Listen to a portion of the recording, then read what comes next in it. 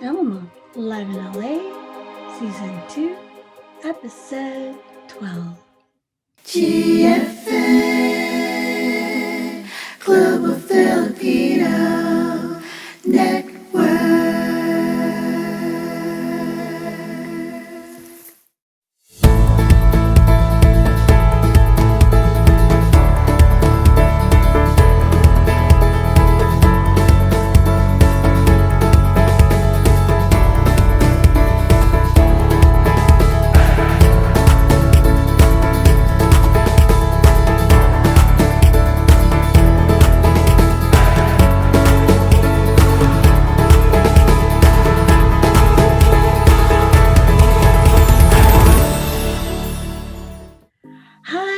Welcome to VILMA Live in LA on the GFN channel, Facebook Live, and YouTube Live with your host, me, VILMA, in the studio. Okay, so tonight, Season 2, Episode 12, we have Part 3 of Jayme Woj's interview. So Jayme Woj is an actor, a film producer, also a stunt coordinator, music artist, plus he's going to tell you about his podcast, Mindful Being, and also give advice on how to get into the industry. So that much more. And I will be introducing to you a new artist that I am producing as well. So that's coming up. Plus, we have our Save the Dates, June 12 and 13 activities in the US, in the Bay Area, and globally. So you'll find out more about that. Plus, we have our Route 66. So LA is kind of opening up and it's nice just to go out and about. So I'm going to have a little bit of a series called VILMA Out and About in Los Angeles / Hollywood. Okay, so that on VILMA Live in LA. Hello to all of our regular viewers out there. You know who you are. I love you, and I will be chatting away, saying hi to everybody. Now, that is pretty awesome. So on with the show. So, VILMA goes out and about in Los Angeles, in Hollywood, Santa Monica, etc., etc. VILMA out and about in Los Angeles.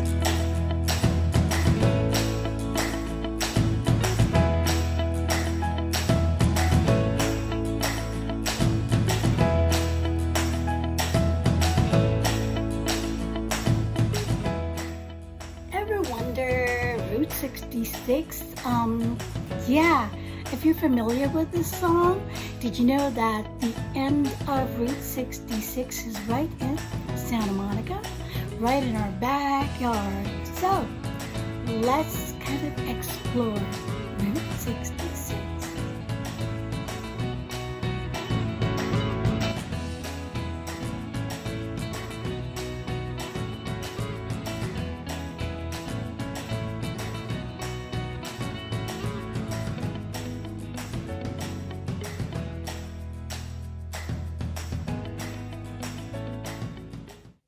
Save the date events, here they are.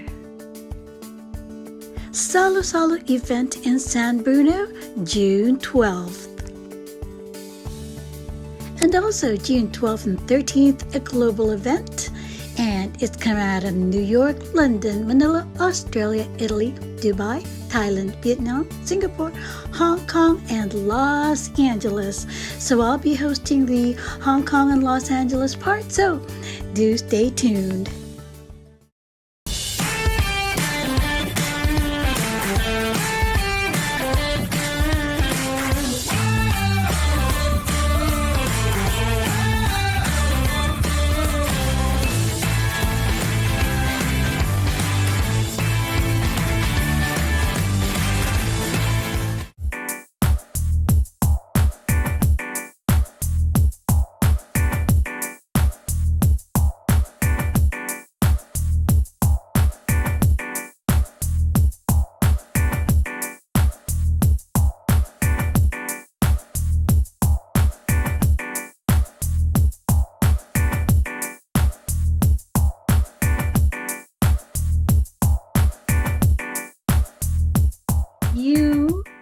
have your own podcast.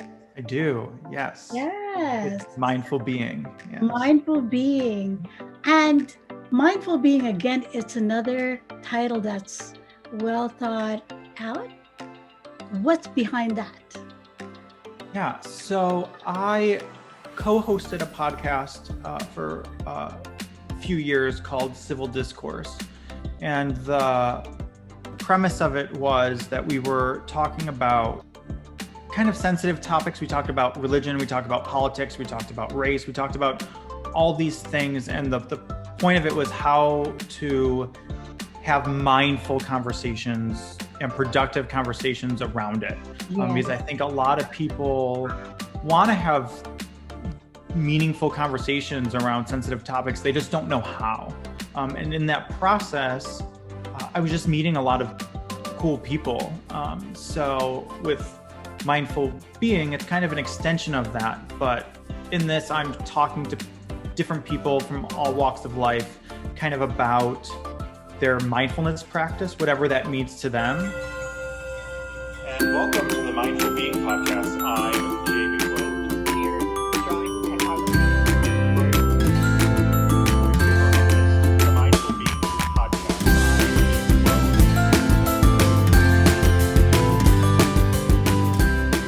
I like it because your title is Mindful Being, meaning you're very respectful of others' opinions.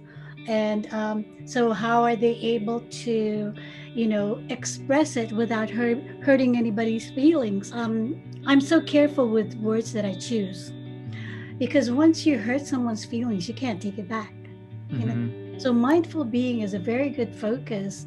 One of the things that I'm also, I always make sure is I don't talk about religion and politics on my show, simply because I've been doing that even on radio when I used to do radio, because it's a very divisive topic.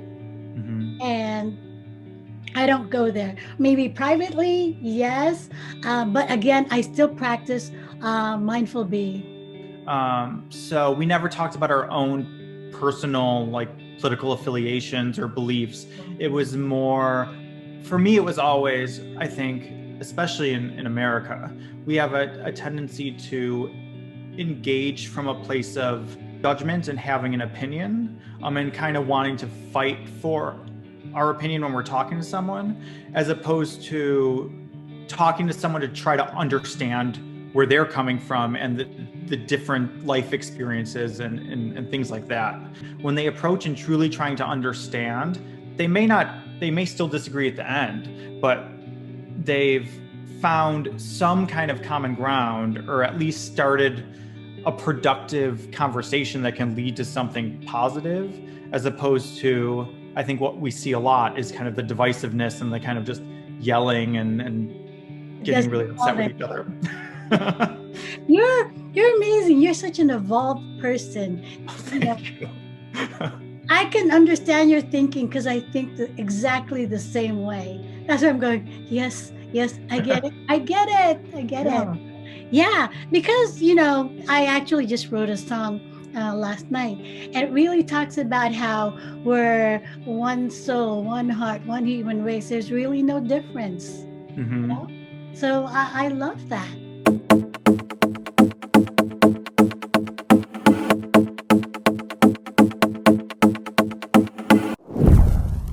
So now let's go on a different thing. You lived in LA and now you're in New York. How is it like? Tell us. I mean, it's a little challenging because I moved to New York in May, which was right in the middle of COVID. So my New York experience living here is probably not the typical experience. I mean, I'm originally from Buffalo, New York, so I spent a lot of time in New York City visiting as a kid. I think the great thing about LA is that, especially being in the industry, and it's a pro and a con, is that everybody's in the industry. So no matter where you go, you're kind of surrounded by creative people doing similar things that you are. I mean, it's very easy to find people who think similarly to you and have the same interests and things like that, which is nice. But it's also nice in New York to, you know, go to a coffee shop and not have every single person there working on their screenplay. And actually like be with, you know, people on a business call and people of different walks of life. So it's a pro and a con. I mean, the weather is a lot better in LA. That's for sure.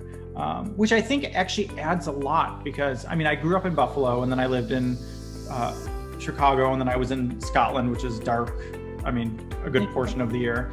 And I never really believed in seasonal depression or any of those things until I lived in LA and it was in the middle of winter and I'm like, who wants to go have a meeting or go for brunch or go to the park or do something?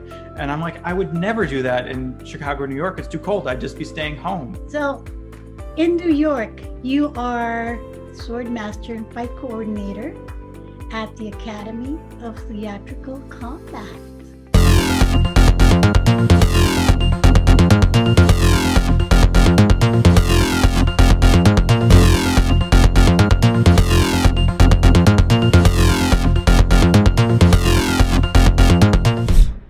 So how's that coming about? And congratulations on that new venture. Yeah, well, we talked about Diana, who was on the podcast in our earlier episode. Yes. So I met Diana at the Academy of Theatrical Combat in LA, where I trained for many years and was an instructor there as well. And then when I came to New York, I started meeting people in the stunt community and just seeing what was kind of offered pre-COVID, just normally. There's a lot of stage focus in the stunt world here, obviously, because of Broadway. Yeah. But I wasn't seeing real film fight training in the way I love to do it. And so I was in conversations with the owners of the Academy in LA about kind of possibly opening a branch here. And we found a way that we're all very excited to do it.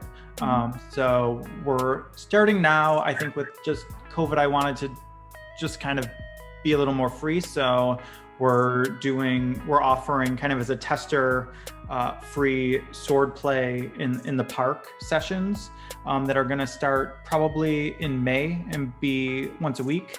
And then we're hoping to open a physical location. I'm probably thinking sometime in September.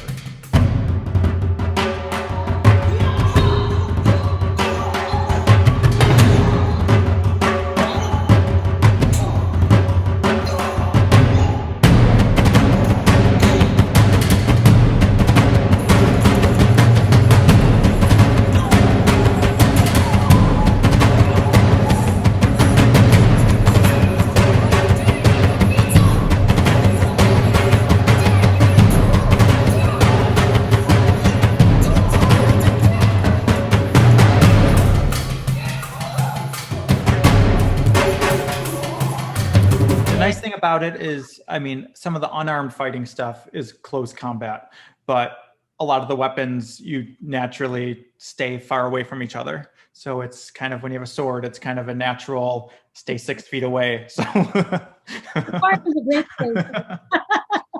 That is true. Stay away from me. Yes.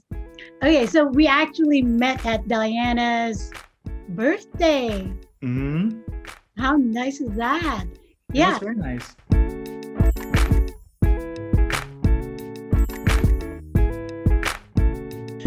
You know, you meet this person, and eventually you're friends.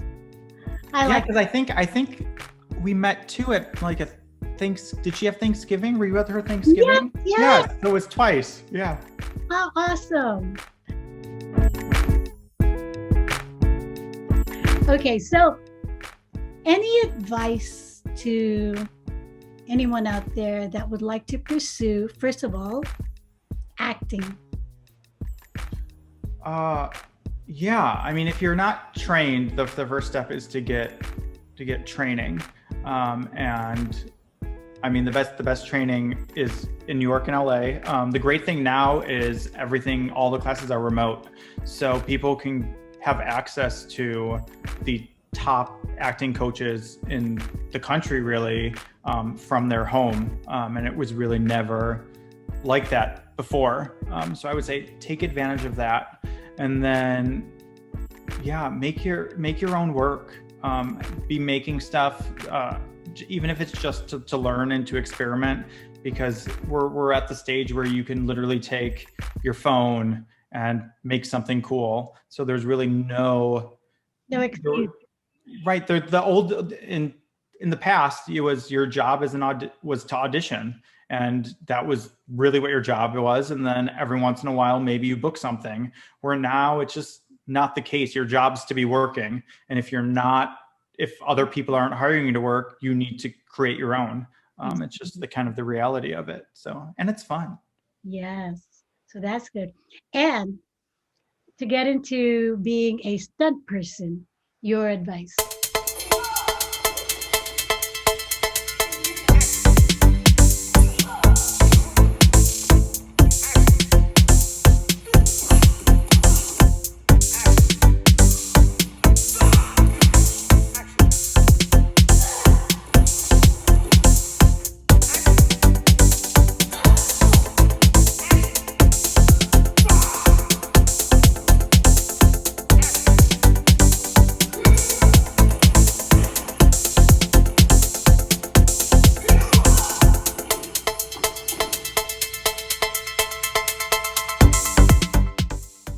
Yeah, the first thing to ask yourself is what stunt person you want to be. Because if you want to do extreme stunts, driving, jump, fire stunts, those are all very specific things that you need to find whoever is the master of that and where they get training and train at those places and those people tend to be very focused. That's the thing they do. If you want to be a stunt fighter, or what is now being termed as an action actor. So it's the stunt people you see but are on camera, might have a line, might not have a line, versus just doing doubling of things that a normal person can't do. The best thing there is, one, to do some form of martial arts training that really excites you, and then to go train with stage combat, any of those, so that you learn the difference of how to make those things work on camera. It's kind of the two facets. Yes.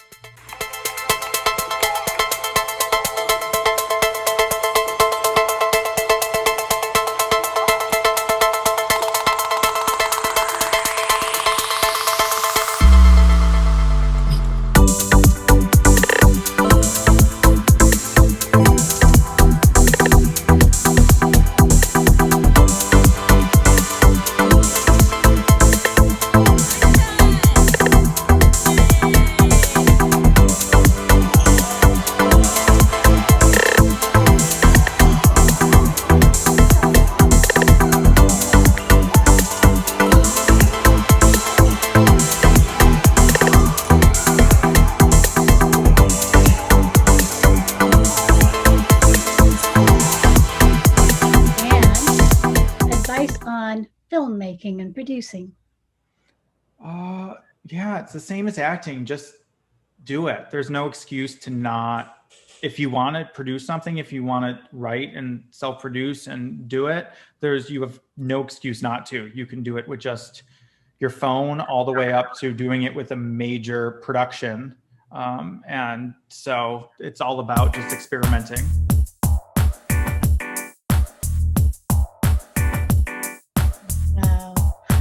So thank you so much, Jayme. You've been amazing, and I do appreciate you on the show.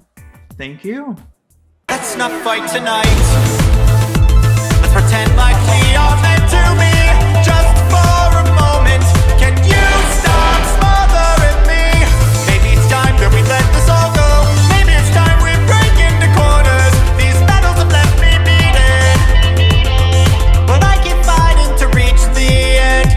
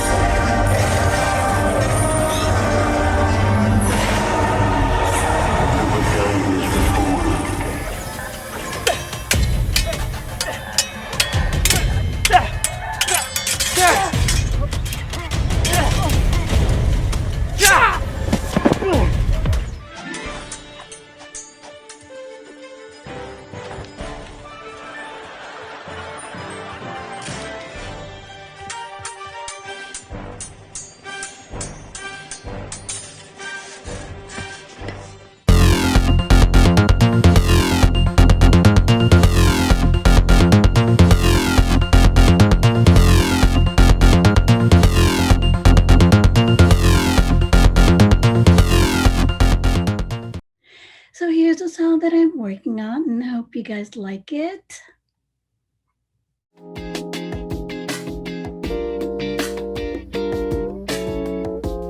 Here I am, thinking of you. Can't ignore my feelings for you. Don't know if you're feeling the same way too, 'cause I'm thinking of you. I'm thinking of you. I'm thinking of you.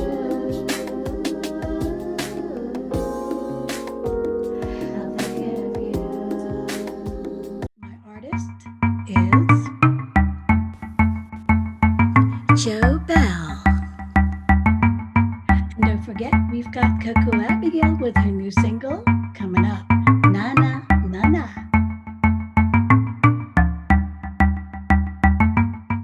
Subscribe to my YouTube channel, Vilma D. Ramos. On Instagram, Vilma Live in LA, subscribe to that, and GFN channel. My music is on Spotify, Reverb Nation, also on YouTube Music and SoundCloud. Plus, we have them on Apple Music, iTunes, and much, much more. My website is vilma.me. Again, subscribe to Instagram, Vilma Live in LA. Every day is a good day with you. GFN Global Filipino Network.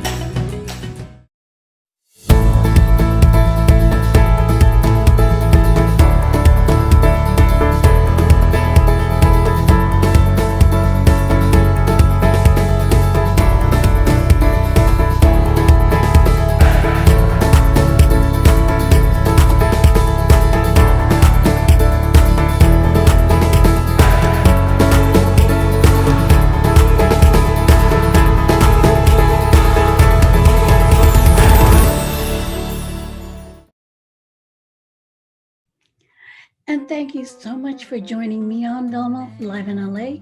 You guys have been so wonderful as always. Okay, so join me next week for more of Vilma Live in LA. Of course, that's season 2, episode 13 coming up for you. In the meantime, you guys stay safe and be kind, be courageous, be loving, be lovey-dovey good. So from me to you, I love you, and here's my heart. Ding.